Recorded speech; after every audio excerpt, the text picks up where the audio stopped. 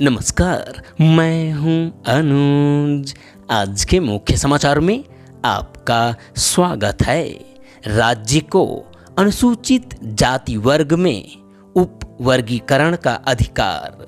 Supreme court ने अनुसूचित जाति यानी एससी और अनुसूचित जनजाति यानी एसटी के आरक्षण की मौजूदा व्यवस्था को प्रभावित करने वाला ऐतिहासिक फैसला सुनाया है।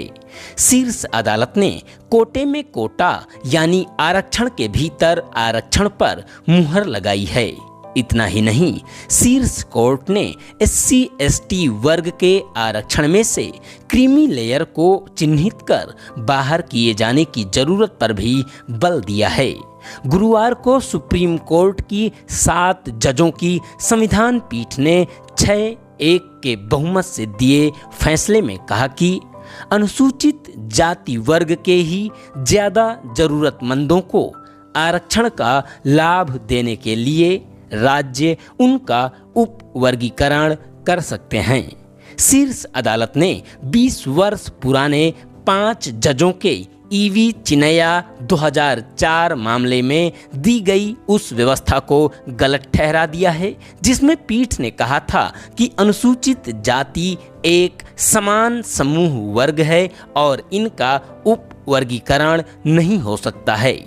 प्रधान न्यायाधीश डीवाई चंद्रचूड़, बीआर गवई, विक्रम नाथ, बेला एम त्रिवेदी, पंकज मित्तल, मनोज मिश्रा और सतीश चंद्र शर्मा की 7 सदस्यीय पीठ ने करीब 2 दर्जन याचिकाओं पर यह फैसला सुनाया है।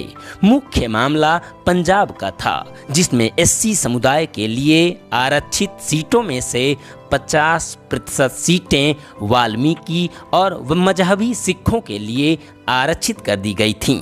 पंजाब सरकार ने हाई कोर्ट के फैसले को सुप्रीम कोर्ट में चुनौती दी थी।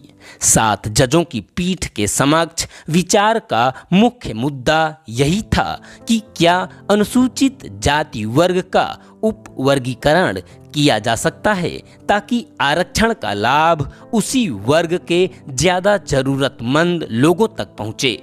चिनैया मामले का फैसला 5 जजों का होने के कारण यह मामला 7 जजों की पीठ को भेजा गया था। 7 सदस्यीय पीठ के 6 जजों ने बहुमत का फैसला सुनाया है। कुल फैसला 565 पृष्ठ का है, जिसमें 6 अलग अलग फैसले दिए गए हैं। जस्टिस चंद्रचूड़ ने स्वयं और जस्टिस मनोज मिश्रा की ओर से फैसला दिया, जबकि justice Gavai, justice Vikram Nath, justice Pankaj Mittal, justice Satish Chandra Sharma ने अलग से दिए फैसले में जस्टिस चंद्रचूड़ और जस्टिस मनोज मिश्रा के फैसले से सहमति जताई, जबकि जस्टिस बेला एम त्रिवेदी ने बहुमत से असहमति जताने वाला फैसला दिया है। जस्टिस चंद्रचूड़ ने फैसले में पूरा जोर अनुसूचित जाति आरक्षण में ज्यादा जरूरतमंदों को लाभ देने के लिए राज्यों को उनके उप वर्गीकरण के अधिकार पर दिया है, जबकि जस्टिस गवई ने उप वर्गीकरण की व्यवस्था से सहमति जताते हुए ज्यादा जोर एससी एसटी में क्रीमी लेयर की पहचान कर उन्हें बाहर करने की नीति बनाने की जरूरत पर दिया है। बाकी न्यायाधीशों ने जस्टिस चंद्रचूड़ और जस्टिस गवई के फैसलों से सहमति जताते हुए अपने अलग अलग तर्क दिए हैं। ऐसे समझें शीर्ष अदालत के ताजा फैसले के मायने। सुप्रीम कोर्ट के फैसले का मतलब यह निकलता है कि एससी एसटी वर्ग को मिलने वाले आरक्षण में उसी वर्ग के आरक्षण का लाभ पाने से वंचित रह गए वर्गों को लाभ देने के लिए उप वर्गीकरण किया जा सकता है। उदाहरण के लिए एससी वर्ग की जो जातियां ज्यादा पिछड़ी रह गई हैं और उन्हें आरक्षण का लाभ नहीं मिल पाया है, उनका सरकारी नौकरियों में पर्याप्त प्रतिनिधित्व नहीं है, उनको उप वर्गीकरण के जरिए उसी कोटे में प्राथमिकता दी जा सकती है ताकि उन तक लाभ पहुंचे और उनका उत्थान हो। हालांकि कोर्ट ने कहा है कि इसके लिए पर्याप्त प्रतिनिधित्व नहीं होने और पिछड़ेपन का संकेत देने वाले आंकड़े एकत्र करने होंगे। फैसले का दूसरा पहलू क्रीमी लेयर है। सुप्रीम कोर्ट ने फैसले में SC/ST वर्ग में क्रीमी लेयर की पहचान कर उसे आरक्षण के लाभ से बाहर करने की बात कही है। अभी तक क्रीमी लेयर का सिद्धांत सिर्फ OBC आरक्षण में ही लागू है। SC/ST वर्ग के आरक्षण में क्रीमी लेयर का सिद्धांत लागू नहीं है, लेकिन इस फैसले के बाद SC/ST वर्ग में भी क्रीमी लेयर की पहचान करने और उसे बाहर करने की बात कही गई है, ताकि वास्तविक जरूरतमंदों को ही आरक्षण का लाभ मिले। SC/ST पर समान रूप से लागू होगा फैसला। तमिलनाडु की अनुसूचित जाति अरुण थथियार की ओर से पेश वरिष्ठ अधिवक्ता विजय हंसारिया कहते हैं कि सुप्रीम कोर्ट के सामने वैसे तो अनुसूचित जाति के उपवर्गीकरण के मामले विचाराधीन थे, क्योंकि पंजाब का मामला और आंध्र प्रदेश के चिन्नैया का मामला, यहाँ तक कि तमिलनाडु के जिस मामले में वह पेश हुए थे वह भी अनुसूचित जाति के उपवर्गीकरण का था। लेकिन फैसले में सुप्रीम कोर्ट ने जो व्यवस्था दी है वह SC और ST दोनों पर समान रूप से लागू होती है। कोटे में कोटा यानी आरक्षण का लाभ ज्यादा जरूरतमंदों तक पहुंचाने के लिए हो सकता है उपवर्गीकरण। संविधान पीठ ने SC/ST में क्रीमी लेयर की पहचान के लिए नीति बनाने को कहा। ऐतिहासिक फैसले की अन्य अहम बातें: उपवर्गीकरण वाली जातियों को 100% आरक्षण नहीं दिया जा सकता। उपवर्गीकरण तर्कसंगत सिद्धांत पर आधारित होना चाहिए। इसके लिए कम प्रतिनिधित्व व ज़्यादा जरूरतमंद साबित करने वाले आंकड़ों की जरूरत होगी। आरक्षण नीति के पुनर्अवलोकन और उत्थान का कोई और तरीका खोजने पर भी कोर्ट का जोर। ऐतिहासिक साक्ष्य दर्शाते हैं कि अनुसूचित जातियां सामाजिक रूप से विषम वर्ग।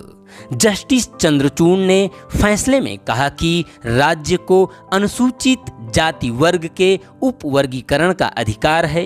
उपवर्गीकरण को संवैधानिक और सही ठहराते हुए उन्होंने कहा कि संविधान का अनुच्छेद 14 यानी समानता उन वर्गों के उपवर्गीकरण की इजाज़त देता है जो समान स्थिति में नहीं हैं। उन्होंने कहा कि अनुच्छेद 16 क्लाज 4 यानी सरकारी नौकरियों में आरक्षण के तहत उपवर्गीकरण के लिए राज्य की नौकरियों में अपर्याप्त प्रतिनिधित्व के आंकड़े होने चाहिए जो अपर्याप्त प्रतिनिधित्व के संकेत देते हों। उन्होंने कहा कि ऐतिहासिक साक्ष्य दर्शाते हैं कि अनुसूचित जातियां सामाजिक रूप से विषम वर्ग हैं और राज्य अनुच्छेद 15 क्लाज 4 और अनुच्छेद 16 क्लाज 4 में मिली शक्तियों का इस्तेमाल करते हुए अनुसूचित जाति का उपवर्गीकरण कर सकता है। लेकिन ये वर्गीकरण तर्कसंगत सिद्धांत पर आधारित होना चाहिए और तर्कसंगत सिद्धांत का उपवर्गीकरण के उद्देश्य से संबंध होना चाहिए। जस्टिस चंद्रचूड़ ने कहा कि चिन्नैया फैसले में अनुसूचित जाति वर्ग के उपवर्गीकरण की मनाही करने वाली व्यवस्था को खारिज किया जाता है। जस्टिस गवाई ने फैसले में जस्टिस चंद्रचूड़ से सहमति जताते हुए क्रीमी लेयर की पहचान करने और उसे आरक्षण के दायरे से बाहर करने पर जोर दिया। उन्होंने कहा कि राज्य को SC/ST वर्ग में क्रीमी लेयर की पहचान करने के लिए अनिवार्य रूप से नीति बनानी चाहिए ताकि उन्हें आरक्षण का लाभ लेने से बाहर किया जा सके। उन्होंने कहा कि संविधान में दिए गए समानता के सिद्धांत को प्राप्त करने का सिर्फ यही एकमात्र तरीका है। ज़्यादा ज़रूरतमंदों को लाभ देने के लिए SC वर्ग में उपवर्गीकरण की कानून में इजाज़त है। हालांकि उन्होंने भी कम प्रतिनिधित्व और ज़्यादा ज़रूरतमंद साबित करने वाले आंकड़ों को एकत्र करने की बात कही। जस्टिस गवाई ने स्पष्ट किया कि उपवर्गीकरण करते वक्त राज्य 100% सीटें उपवर्गीकरण के लिए आरक्षित नहीं कर सकता। राज्य अन्य जातियों को पूरे तौर पर बाहर नहीं कर सकता। इसका मतलब है कि राज्यों के पास ज़्यादा ज़रूरतमंदों को आरक्षण का लाभ देने के लिए उपवर्गीकरण का अधिकार है, लेकिन इसके तहत एससी जाति के कुछ वर्गों तक ही आरक्षण का लाभ सीमित नहीं किया जा सकता। उसे मूल वर्ग और उपवर्ग दोनों को आरक्षण का लाभ देना होगा। जस्टिस गवाई ने कहा कि एम नागराज और दविंदर सिंह के पूर्व फैसलों में क्रीमी लेयर का सिद्धांत लागू करने के लिए दी गई व्यवस्था सही कानून है, लेकिन साथ ही कहा कि एससी एसटी से क्रीमी लेयर बाहर करने के मानक अन्य पिछड़ा वर्ग की क्रीमी लेयर से भिन्न होंगे। जस्टिस पंकज मित्तल ने जस्टिस चंद्रचूड़ और जस्टिस गवाई के फैसले से सहमति जताते हुए अपने फैसले में आरक्षण नीति के पुनर्अवलोकन और उत्थान का कोई और तरीका खोजने पर बल दिया और मौजूदा तरीके को जाति व्यवस्था को पुनर्जीवित करने वाला बताया। हालांकि उन्होंने अनुसूचित जाति के उपवर्गीकरण और क्रीमी लेयर की पहचान के फैसलों से सहमति जताई। जस्टिस विक्रमनाथ ने उपवर्गीकरण और क्रीमी लेयर की पहचान के मूल फैसलों से सहमति जताते हुए कहा कि क्रीमी लेयर की पहचान के मानक अन्य पिछड़ा वर्ग से भिन्न होने चाहिए। जस्टिस सतीश चंद्र शर्मा ने मूल फैसलों से सहमति जताते हुए अलग से फैसला दिया। जस्टिस बेला एम त्रिवेदी ने बहुमत से असहमति जताते हुए कहा कि अनुसूचित जाति का उपवर्गीकरण संवैधानिक प्राविधानों के विरुद्ध है। उन्होंने कहा कि अनुच्छेद 341 और अनुच्छेद 342 में जारी राष्ट्रपति की सूची में कोई भी बदलाव सिर्फ संसद कर सकती है, राज्यों को यह अधिकार नहीं है। इसी के साथ आज के समाचार समाप्त हुए। बहुत बहुत धन्यवाद।